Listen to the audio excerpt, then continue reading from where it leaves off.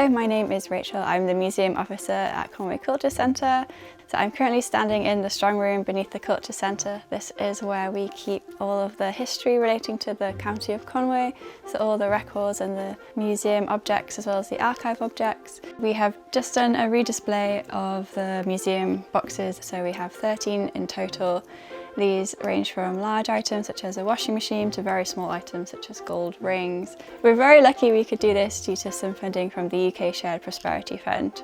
I'm Sabina. I am the Studio and Project Manager for View Creative.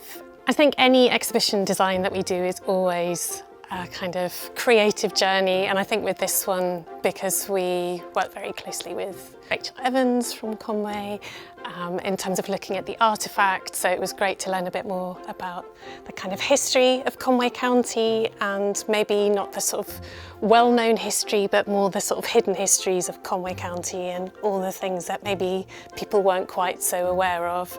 The reason we did a redisplay was that the original museum displays had been in place since 2019 when the building opened. I wanted to address underrepresented histories such as women's history, queer history, so we wanted it to be a fuller picture of the whole of society. We were commissioned to work with Conwy County Borough Council to do some work to develop the exhibition boxes. I worked with an illustrator and a graphic designer, and we did a series of backdrops like on this one and the exhibition vinyls. So today we are opening and launching the new displays with a visit from Ysgol Tidno. We're very grateful that they are coming to celebrate that with us, and they are now open to the public, so please come along and view the pieces. They are free.